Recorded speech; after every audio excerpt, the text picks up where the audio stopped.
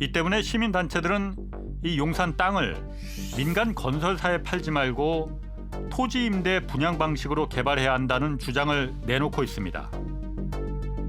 토지 임대 분양 좀 생소하죠?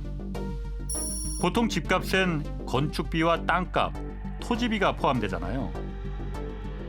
그런데 토지 임대 분양은 토지는 택지를 조성한 공공기관이 소유하고 아파트 건물만 본인 소유로 분양받는 겁니다.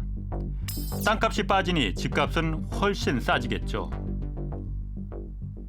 아파트 32평이면 뭐 평당 건물을 600만 원으로 짓는다 그러면 2억 원 조금 넘지 않겠어요? 예. 건물값은?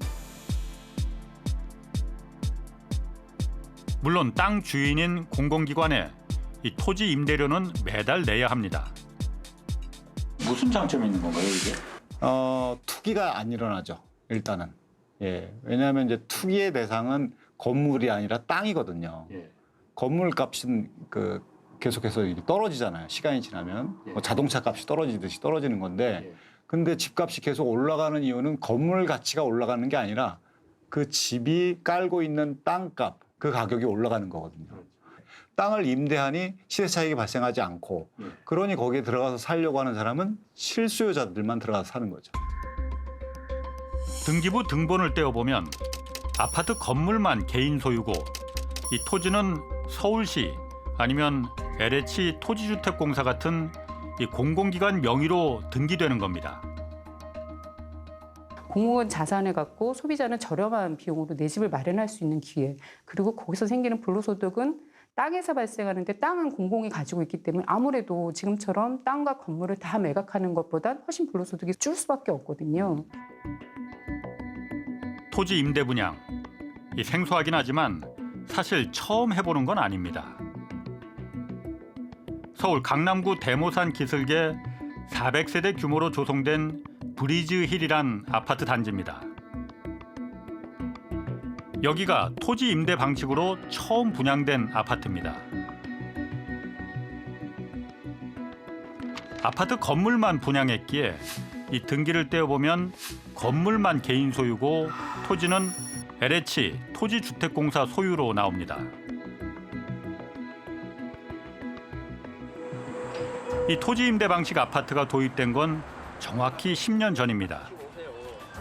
당시 이명박 정부가 보금자리 주택, 일명 반값 아파트를 부동산 정책으로 내놨었는데 그 한 종류가 바로 토지 임대 아파트였습니다. 116제곱미터 35평의 경우 매달 30만 원가량 토지 임대료를 내야 하지만 당시 분양가가 3.3제곱미터 한 평당 840만 원에 불과했습니다. 바로 옆 민간 아파트의 당시 분양가가 약 2,600만 원이었으니 이 반값도 아니고 그야말로 3분의 1값 수준이었습니다. 처음에는 긴가민가하고 이런 사례가 없었기 때문에 옆에 같은 지역일지라도 전세금을 가지고 여기는 토지 임대부 84평방미터를 매매를 해서 매입을 할 수 있어요. 당시 정부가 이런 토지 임대를 포함한 임대 형식의 반값 아파트를 서울과 수도권에 30만 세대를 짓겠다고 발표하자 집값이 폭락하기 시작했습니다.